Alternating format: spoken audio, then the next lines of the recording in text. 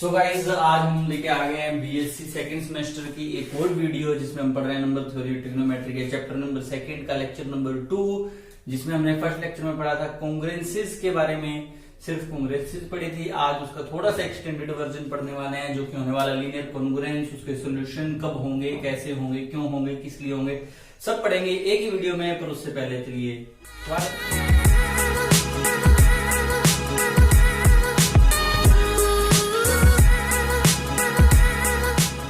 Hello दोस्तों, कैसे आप सब लोग। आशा करता हूँ कि आप सब बहुत बढ़िया होंगे। मैं हूं हेमंत मेहता और आप देख रहे हैं मेरे साथ आपका अपना YouTube channel alpha beta talks. आज का लेक्चर शुरू करते हैं। ये कॉन्ग्रुएंस, यहाँ मैंने लिखा लीनियर कॉन्ग्रुएंस, यहाँ मैंने लिखा method to solve linear congruence. इससे बढ़िया मेथड आपको नहीं मिलेगा, इससे डीप एक्सप्लेनेशन आपको नहीं मिलेगी। वीडियो को अच्छे से सुनना, समझना, स्किप मत करना। कॉन्ग्रुएंस क्या है? मैथ में लिखे जाने वाली एक एक्सप्रेशन जो इस तरह की है। ए, ये सिंबल है कॉन्ग्रुएंट का, a is congruent to b mod m, a is congruent to b mod m. जहां पे एम है मॉड्यूलो मेंबर, ए और बी है पार्टिसिपेटिंग मेंबर्स जो उस रिलेशन में पार्टिसिपेट कर रही हैं। अगर ए कॉन्ग्रुएंट है बी मोड एम के, तो इसका मतलब ये था, हमने पिछली वीडियो में भी पढ़ा था, इसका मतलब ये कि एम डिवाइड करेगा, यहाँ एम डिवाइड करेगा ए माइनस बी को। अगर एम ए माइनस बी को डिवाइड करेगा तो ए माइनस बी एम के पहाड़े में आएगा। ऑब्वियस बात है, जैसे अगर 2 16 को डिवाइड करता है ना, 2 क्यों करता है? क्योंकि 16 2 के पहाड़े में आता है। कितने पहाड़े में आता है? जब 2 का पहाड़ा हम कहां तक पढ़ते हैं? 8 तक। तो वैसे अगर एम डिवाइड करता है ए माइनस बी को, इस सिंबल का आप सोच रहे हो यहाँ पे उल्टा, लेकिन ये एक्चुअल में सही है symbol. M divides A minus B, M is divided by A minus B नहीं है, ये M divides A minus B. इसका मतलब ये होता है a माइनस बी को m से भाग करवाया जा सकता है। अगर a माइनस बी को m से भाग करवाया जा सकता है तो a माइनस बी m के पहाड़े में आएगा। वो पहाड़ा मान लिया मैंने, m का कहां तक पढ़ना पड़ेगा? k तक, ठीक है। अगर a कॉन्ग्रुएंट है b मोड m के, तो उससे 3 बातें मिलेंगी। पहली बात तो ये कि m डिवाइड करेगा a माइनस बी को। अब इससे नेक्स्ट बात ये मिलती है कि a माइनस बी m के पहाड़े में आएगा। तीसरा, अगर r रिमाइंडर हो, अगर r क्या हो? रिमाइंडर। कब? जब हम a माइनस बी को किससे डिवाइड करा रहे हैं? m से। a माइनस बी को हम किससे डिवाइड करा रहे हैं? m से। तो वो r कितना होना चाहिए? 0, क्योंकि a माइनस बी को m पूर्ण रूप से भाग दे रहा है। अगर वो पूर्ण रूप से भाग दे रहा है तो कितना रिमाइंडर बचना चाहिए? 0। तो ये 3 बातें हमारे माइंड में आएंगी कब? जब a कॉन्ग्रुएंट दिया होगा किसके? b मोड m के। ओके, नेक्स्ट देखते हैं लीनियर कॉन्ग्रुएंस क्या है। अगर यहां देखें तो ए और बी नॉन पैरामीटर्स हैं। अगर हम यहाँ की बात करें तो यहाँ पे ए और बी नॉन पैरामीटर्स हैं, यहाँ पे कोई वेरिएबल नहीं है। अगर यहाँ पे मैं लीनियर वेरिएबल डाल दूं ए के साथ, जैसे देखो ए कॉन्ग्रुएंट बी मोड एम था, लेकिन मैंने ए के साथ एक वेरिएबल डाल दिया, किस नाम का? एक्स नाम का। अगर एक्स की पावर देखें तो एक्स की पावर 1 है, तो वो लीनियर वेरिएबल है।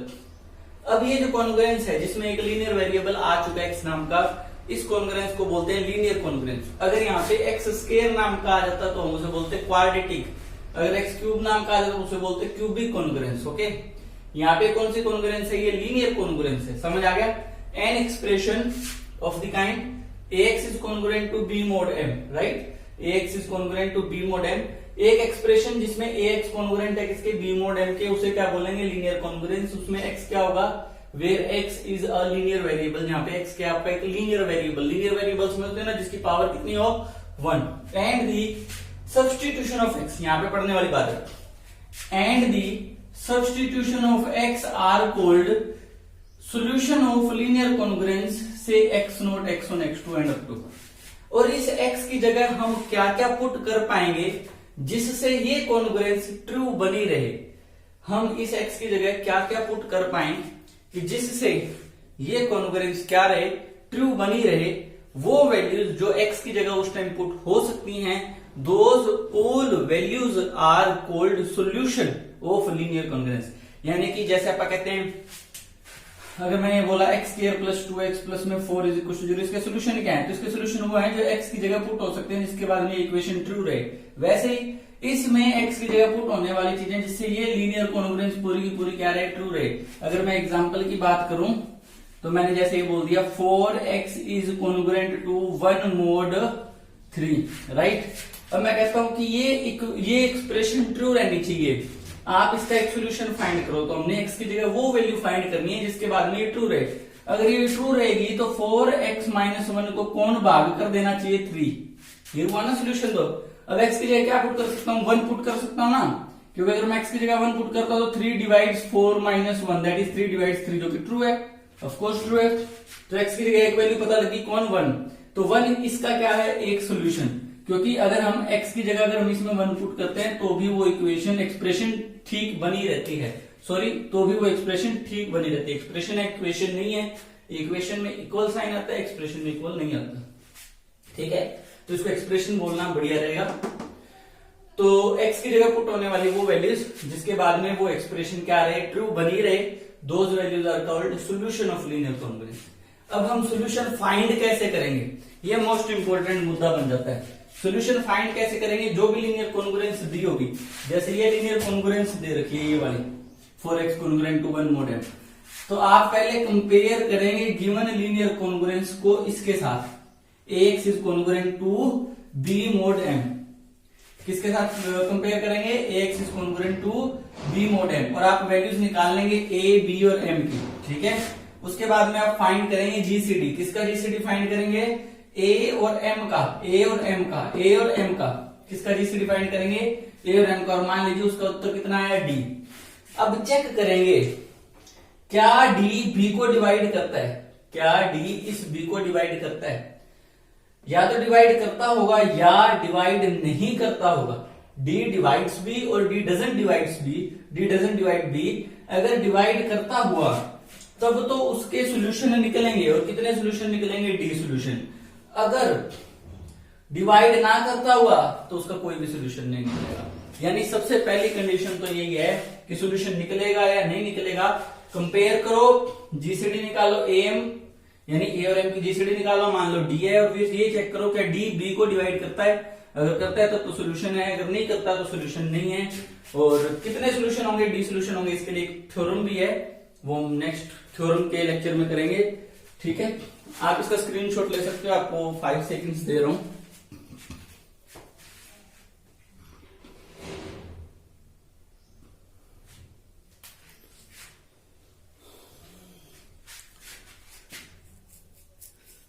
तो चलिए अब हम करते हैं लीनियर कॉन्ग्रुएंस के एग्जाम्पल। यहां तक तो हमें पता लग गया सॉल्यूशन मिलेगा या नहीं मिलेगा, मिलेगा तो उसके बाद में कैसे करेंगे वो एग्जाम्पल के थ्रू हम समझने वाले हैं। बड़ा इजी सा कॉन्सेप्ट है, स्क्रीनशॉट ले लेना, नोट्स बना लेना, और जिनको अभी भी कोई प्रॉब्लम लग रही है तो वो प्लीज पिछले लेक्चर देखें, लीनियर कॉन्ग्रुएंस के या कॉन्ग्रुएंस के लेक्चर देख लें, सिर्फ सेकंड चैप्टर के, उनको अच्छे से समझ आ जाएगा। ओके, अब हम एग्जाम्पल कर रहे हैं कुछ मोस्ट इंपोर्टेंट एग्जाम्पल, और हम इसमें से लिख रहे हैं एग्जाम्पल नंबर फर्स्ट। ये कहता है डू दी फॉलोइंग, पहले तो चेक करो, do the following linear congruences possesses the solution or not, possesses the solution or not, कि ये जो आपको मैं लीनियर कॉन्ग्रुएंस दे रहा हूं इनका बताओ सॉल्यूशन है या नहीं है, ये चेक कीजिए। पहली है 66x is congruent to 8 mod 78, दूसरी है 12x is congruent to 7 mod 21। Okay, हमें ये बताना है कि इनके सॉल्यूशन है भी या नहीं है। अब देखो मैंने आपको पहला स्टेप क्या बताया, जो भी कॉन्ग्रुएंशन, जो भी लीनियर कॉन्ग्रुएंस दी हुई है उसे आप कंपेयर करें किससे, ax is congruent to b mod m से, right. ax is congruent to b mod m से, वैल्यू निकालने a की, b की और m की, फिर जीसीडी निकालने किसका, a और m का, और मान लीजिए वो कितना आया d, और फिर चेक करें क्या d b को डिवाइड करता है या नहीं करता। अगर करता हुआ तब तो सॉल्यूशन है, अगर नहीं करता हुआ तो सॉल्यूशन नहीं है। हम पहला देखते हैं, कंपेयरिंग, इसको कंपेयर कर रहे हैं इट विथ, किसके साथ कंपेयर करें, ax is congruent to b mod m, we get a is equals to 66, b is equals to कितना 8 and m is equals to 78, right। Second step we find GCD, finding हम पता कर रहे हैं 66 और 78 की GCD।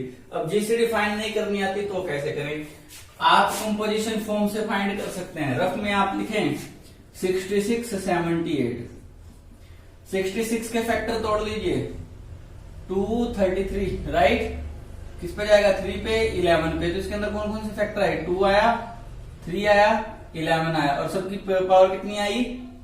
सबकी पावर 1 1 1। ओके, अब 78 के भी ब्रेक कर लें तो करेंगे तो ये कितना हो जाएगा? 2 पे कितना जाएगा? सबसे पहले ये जाएगा 39, ओके, फिर जाएगा 3 पे 13, तो इसमें हुआ 2 की पावर 1, 3 की पावर 1, इसमें 11 आया, 11 नहीं आया तो इसमें लिख लो 11 की पावर 0, और इसमें लिख लो 13 की पावर 1, क्योंकि 11 नहीं था इसमें तो 11, और उसमें क्या नहीं था? 13, तो उसमें 13 की पावर 0। अगर जीसीडी निकालना है तो आप क्या करेंगे? जितने भी फैक्टर आए हैं सभी लिख लीजिए, 2 3 11 और 13, पर इनकी दोनों में चेक करें और जिसमें पावर लो है वो पावर यूज करें। इसमें 2 की पावर 66 में 2 की पावर कितनी है? 1। इसमें भी कितनी है? 2 की पावर 1। तो दोनों में कम कौन सी पावर है? दोनों बराबर ही है, तो ये यूज होनी है। 3 की पावर भी कितनी है? 1, ये यूज होनी है। 11 की पावर उसमें तो 1 है, इसमें 0, तो कम किसमें है? 0 वाली में। 13 की पावर 1, इसमें 0, उसमें तो कम किसमें? 0 वाली में। तो जीसीडी क्या आएगा? 2 इंटू 3 इंटू 11 की पावर 0 1, 13 की पावर 0 1, तो 2 इंटू 3 6 आ गया। तो इसका जीसीडी कितना आया? 6। ये कंपोजिशन मेथड था जो हमने पिछले वीडियो में भी समझा हुआ है, अब भी समझ आ गया होगा। सभी फैक्टर लिखने हैं और उन सभी की पावर्स लिखनी है। जो फैक्टर एक दूसरे में प्रेजेंट ना हो वो लिख के उसकी पावर 0 लिख लेनी है। फिर सभी फैक्टर लिखने हैं जीसीडी में, और जहां पे पावर लो होगी लो पावर यूज करना है। एलसीएम में यहाँ पे हायर पावर यूज करके एलसीएम फाइंड हो जाता है। Now 6 doesn't divide b because b क्या है यहाँ पे पता होगा? 6 doesn't divide 8। 6 किसको डिवाइड नहीं करता? 8 को। अगर देखें तो अगर d b को डिवाइड ना करे तो क्या होता था? सोल्यूशन नहीं मिलता था ना। सो this expression doesn't have any solution. Expression doesn't have any solution. Okay, तो इसका कोई भी सोल्यूशन नहीं है। नेक्स्ट देखते हैं। ओके, इसको कंपेयर करते हैं। सतनाम श्री वाहिगुरु। हम इसको कंपेयर करते हैं। A x is congruent to b mod m theory आप लिख लोगे ये क्वेश्चन के हिसाब से, है ना। वी गेट ए की वैल्यू कितनी है? 12, बी की वैल्यू कितनी है? 7, एंड एम की वैल्यू कितनी है? 21। GCD of A and M यानी कि 12 एंड 21। तो वही बात, 12 के फैक्टर लिखते हैं। 2 के बाद देखो ऐसे लिख लिया करो, 2 6 2 3 3, तो 2 2 3, तो 2 की पावर कितनी यूज होगी? 2 की पावर 2 यूज हुई। 3 की पावर कितनी यूज हुई? 1। एंड नेक्स्ट है 21, तो 21 को भी लिख लो। सबसे पहले 3 पे 7, 3 एंड 7 यूज हुए, तो उसमें 7 नहीं था तो 7 की पावर 0। इसमें 3 की पावर कितनी यूज हुई? 1, एंड 7 की पावर कितनी यूज हुई? 1। 2 इसमें था नहीं था तो 2 की पावर कितनी यूज कर लो? 0। तो अगर जीसीडी फाइंड करें 12 एंड 21 की, तो सभी फैक्टर लिखो 2 3 7, 2 into 3 into 7। Okay, lower power use करते जाएंगे दोनों में से। 2 और 0 में लोअर कौन है? 0। 3 में 1 1, इसके तो 1 नहीं। 7 में कौन है लोअर? 0, तो सिर्फ 3 बचा। तो जीसीडी कितनी है? 3। और मान लिया इसकी वैल्यू किसके बराबर है? डी के। Now D doesn't divide B, पता लग गया ना, क्योंकि डी की वैल्यू कितनी है? 3, और 3 भाग नहीं देगा किसको? 7 को, क्योंकि 7 3 के पहाड़े पे ऐसा ही नहीं। सो this expression doesn't also have any solution, तो इसका भी कोई सोल्यूशन नहीं है।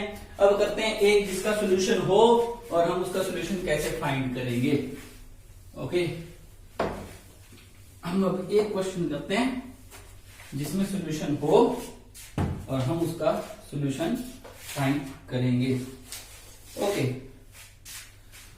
This one is the really most important. Solve कीजिए। सोल्व कर दूंगा तो सोल्यूशन तो निकल रहा है। Okay, 7x is congruent to 4 mod 10। इसमें ट्रिक भी यूज होनी है, वो बढ़िया क्वेश्चन है ये। हम ये क्वेश्चन करेंगे, इसे सोल्व करेंगे किसके साथ? 7x कॉन्ग्रुएंट 4 mod 10 को सोल्व करें। ठीक है, हम इसको कैसे सोल्व करेंगे?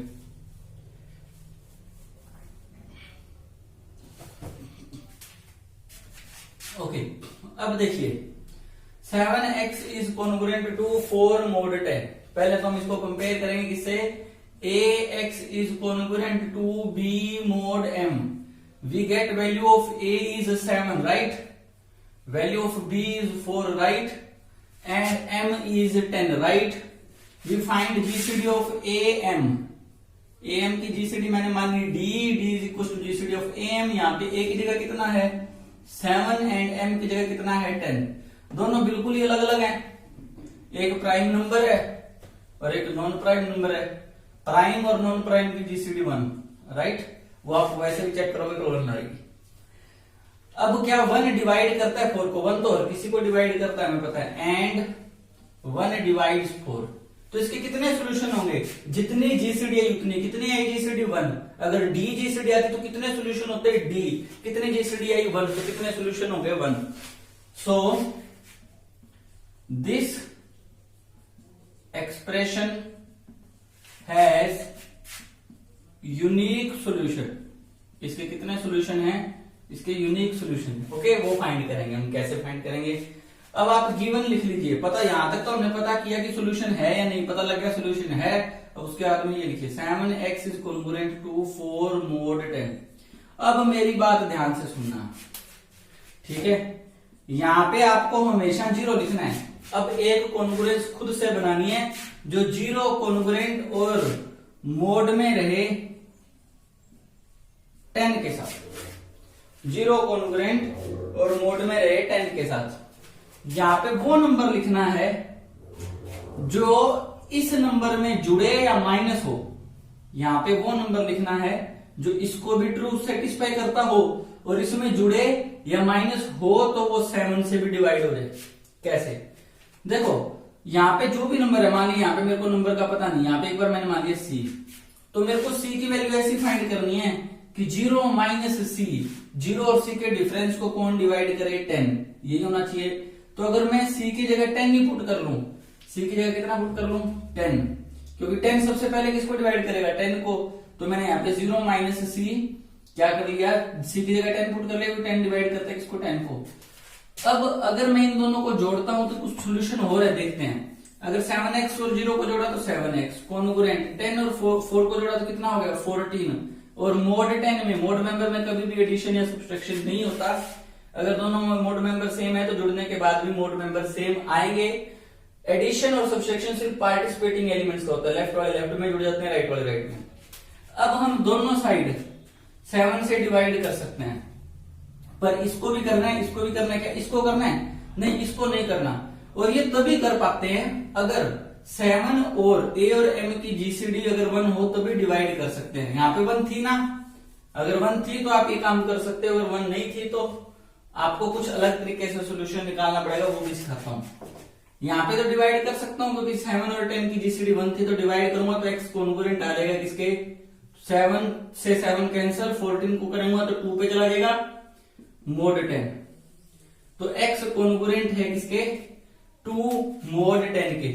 x जिसके कॉन्ग्रुएंट आया वो एक सोल्यूशन होगा, तो ये एक सोल्यूशन है। x की देखो, अगर ax is congruent to b mod m ये एक्सप्रेशन है, और x खुद कॉन्ग्रुएंट है किसी x नॉट mod m के, तो x नॉट एक सोल्यूशन होता है। ये थ्योरम है। x किसके कॉन्ग्रुएंट है? जिसके भी x कॉन्ग्रुएंट रहेगा ना वो एक सोल्यूशन होगा। तो यहाँ पे x किसके कॉन्ग्रुएंट है? 2 के, तो 2 इसका एक सोल्यूशन है। सो 2 इज सोल्यूशन। अब इसका एक और तरीका भी है, वो कैसे कर लेते हैं? अगर ये सिस्टम समझ में नहीं आया तो एक और बढ़िया तरीका भी है।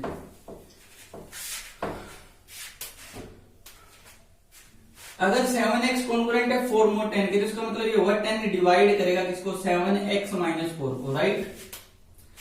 7x कॉन्ग्रुएंट है 4 mod 10 के, तो इसका मतलब 10 डिवाइड करेगा किसको? 7x माइनस 4 को। इसका मतलब ये होगा 7x माइनस 4 10 के पहाड़े में आएगा, राइट? इसका मतलब ये हुआ 7x किसके बराबर आ गया? 10 के प्लस में 4। इसका मतलब x किसके बराबर आ गया? 10 के प्लस 4 बाय में 7। अब k की जगह है ऐसी कम से कम वैल्यू पुट करनी है, क्योंकि 10 का पहाड़ा पढ़ना है। पहाड़ा पढ़ना शुरू करना है 0 से, क्योंकि 10 के पहाड़ा कहां से पढ़ना शुरू करना है? 0 से। सबसे पहले 0 पुट करो आप इसमें। तो अगर मैं 0 पुट करता हूं तो 10 इंटू 0, 0 प्लस 4 कितना हो जाएगा? 4 बाय 7। अगर इंटीजर आंसर नहीं आया तो आपका आंसर ठीक नहीं है, ठीक है? फिर आप पुट करो इसमें 1। अगर मैं इसमें 1 पुट करता हूं, k की जगह 1, तो 10 इंटू 1 10, प्लस 4 में 7, ये कितना हो गया 14/7, 14/7 कितना हो गया 2। तो x की वैल्यू एक बढ़िया वैल्यू आ गई, positive value, least positive value आ गई 2, इसका आंसर कितना आएगा 2 आएगा। ठीक है, आप ऐसे भी कर सकते हैं, पर आपको ध्यान रखना है आपको लिस्ट पॉजिटिव आंसर निकालना है, नेगेटिव नहीं निकालना, रेशनल आंसर नहीं निकालना, लिस्ट पॉजिटिव इंटीग्रल टाइप का आंसर निकालना है। एक और कर लेते हैं,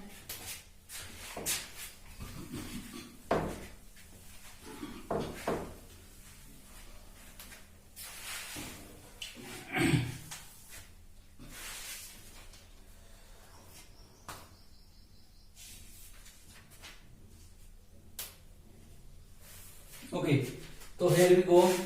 Solve the congruence 4x plus 3 is congruent to 4 mod 5. ठीक है, इसे सोल्व करते हैं।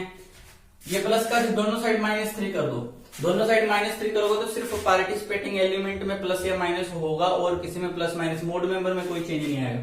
तो दोनों साइड अगर मैं -3 करता हूं तो 4x is congruent to 1 mod 5। समझ आ गई बात, क्योंकि ये प्लस का 3 इधर भी -3 इधर भी -3, तो सिर्फ पार्टिसिपेटिंग एलिमेंट्स ए और बी में होना है, मोड मेंबर में कोई फर्क नहीं पड़ेगा।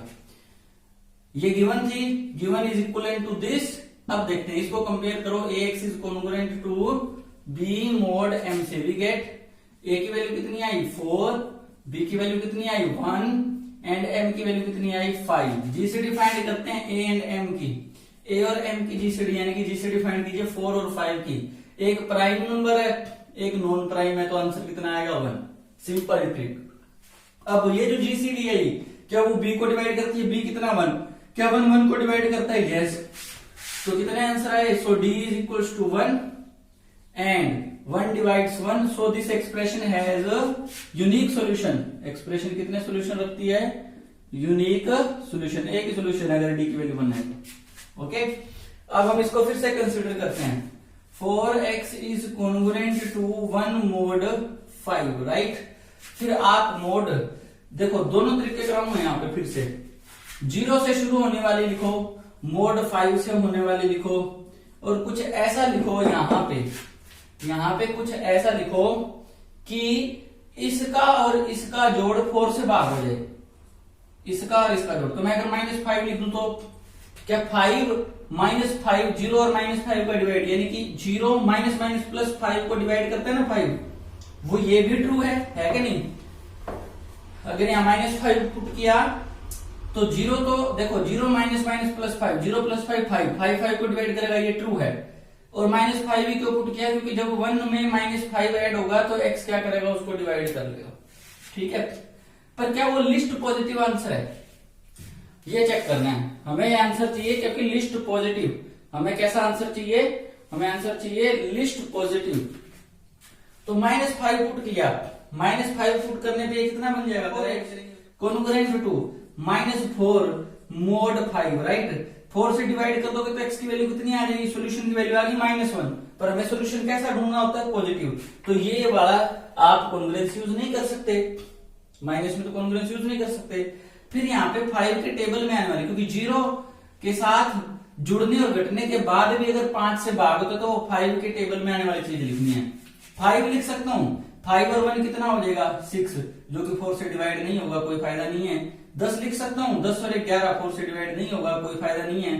15 लिख सकता हूं, 15 और 1 16, हाँ ये देखो 15 और 1 16 कितना हो गया, 15 और 1 16 हो गया, 16 को 4 डिवाइड करता है। क्या ये ट्रू है, ये अपनी तरफ से बना लिए, बनाने के बाद दोनों को ऐड कर दीजिए। 4x is congruent to 16 mod 5, 16 mod 5 हुआ, तो इसका मतलब दोनों साइड अपन 4 से डिवाइड कर सकते हैं। इसीलिए कर सकते हैं क्योंकि 4 और 5 की जीसीडी 1 है, अगर ना होती तो ये स्टेप नहीं करते, ये मेथड नहीं लगाते, फिर हम दूसरा मेथड लगाते हैं। यहाँ पे 4 और 5 की जीसीडी 1 है तो कर सकते हैं। तो x इज कॉन्ग्रुएंट टू 4 से डिवाइड किया तो 4 mod 5, तो सोल्यूशन का काम कौन करेगा 4, तो x इज इक्वल टू 4 एक सोल्यूशन है। अगर वो मेथड लगाते तो दूसरे वाला, तो 4x कॉन्ग्रुएंट था किसके 1 mod 5 के, राइट। यानी कि 4x माइनस 1 को कौन डिवाइड करेगा 5, इसका मतलब ये हुआ 4x माइनस 1 किसके पहाड़े में आएगा 5 के, यानी कि 4x किसके इक्वल हो गया 5k प्लस 1 के, यानी कि x की वैल्यू कितनी हो गई 5k प्लस में 1, 5k प्लस 1 बाय में 4। तो x को मैं आगे लेता हूं, तो x की वैल्यू कितनी आ गई है मेरे पास 5k+1 बाय में 4। अब 5 का पहाड़ा पुट करना शुरू करो, 0 पुट कर देता हूं तो आंसर कितना आएगा 1/4 या 4, जो कि आंसर बढ़िया नहीं है। 1 पुट कर देता हूं तो 5 6/4, जो कि आंसर बढ़िया नहीं है। 2 पुट कर देता हूं, k की जगह कितना पुट कर देता हूं 2, अगर k की जगह 2 पुट करता हूं तो 5 × 2 10 10 11/4, जो कि आंसर बढ़िया नहीं है। अगर k की जगह 3 पुट करता हूं तो 5 × 3 + 1/4, 15 + 1/4 दैट इज 16/4, तो आंसर कितना आ गया 4। तो ये मेथड भी आप लगा सकते हो नॉर्मल, उसमें तो डेफिनेशन लगाइए, मेथड तो क्या है, इसमें थोड़ी सी ट्रिक से कर लेते हैं। ये मुश्किल लग सकता है पर वो हमेशा इजी रहेगा। ओके, तो गाइस ये थे लीनियर कॉन्ग्रुएंस और उससे जुड़े हुए सारे टाइप के क्वेश्चन जो अलग अलग भी थे, प्लस प्लस वाले भी कर लिए, इससे बढ़ के कुछ नहीं है। अगर फिर भी कुछ पूछना है, कोई और प्रॉब्लम है तो आप हमें कमेंट कर सकते हैं। और अगर आप हमारे चैनल को पहली बार देख रहे हैं तो लाइक शेयर सब्सक्राइब जरूर करें अगर मेथड पसंद आया हो तो भी, और अगर आपके किसी भी काम आई हो तो भी, अगर कोई सुझाव देना चाहते हैं तो भी कमेंट में दे सकते हैं। इसी के साथ अलविदा लेते हैं। जय हिंद, खुश रहो, आबाद रहो। आज के लिए इतना ही।